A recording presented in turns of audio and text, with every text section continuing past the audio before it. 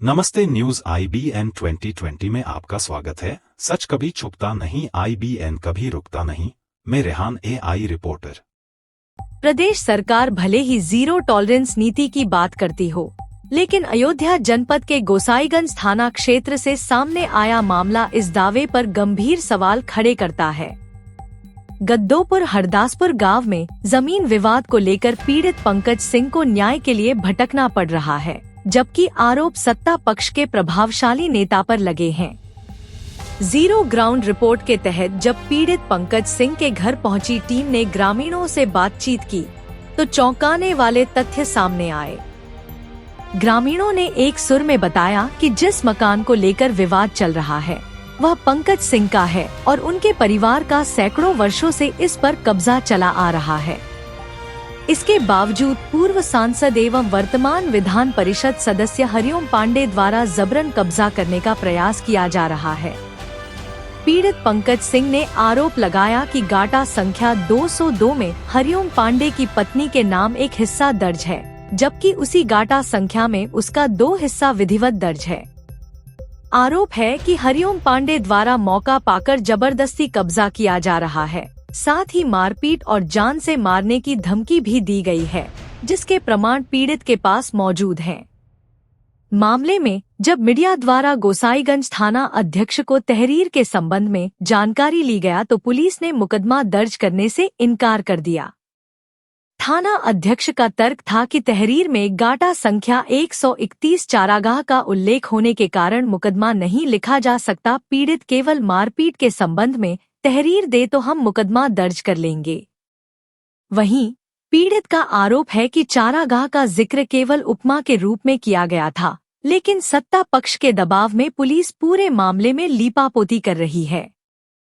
पीड़ित का यह भी कहना है कि अगर हम थाने में पुनः जाएंगे तो थाना अध्यक्ष हमें फर्जी मुकदमे में फंसाकर बंद कर देंगे।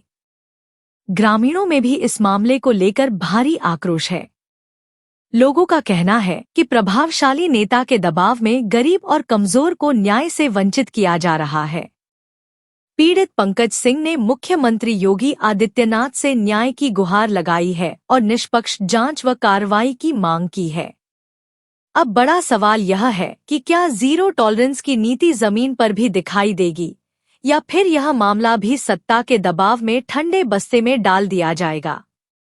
उत्तर प्रदेश विशेष संवाददाता वसीम अहमद की विशेष रिपोर्ट। पर्सनल इनोवा होती है, यहाँ पे खड़ी करके और उसके बाद में मेरे साथ मारपीट किया जाता है। रोड से भी मेरे ऊपर हमला किया जाता है, रोड से भी मारा जाता है। अगर वही रोड पैर के बजाय अगर सर में लगा होता तो स्थिति बहुत गंभीर हो जाती।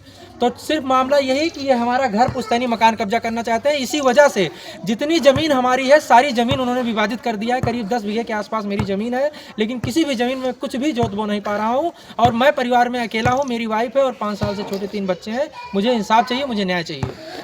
मामले में आपने यहाँ पर पुलिस या थाना अध्यक्ष से संपर्क किया था? थाना अध्यक्ष के पास मैं 2 बार जा चुका हूँ। उन्होंने वो संभवतः हरिओम पांडे जी के रिश्तेदार हैं, सर्वेंदु दुबे जी। उन्होंने साफ साफ कहा है कि उस दिन जो उनका रौद्र रूप था, उसे देख के हर कोई डर जाता।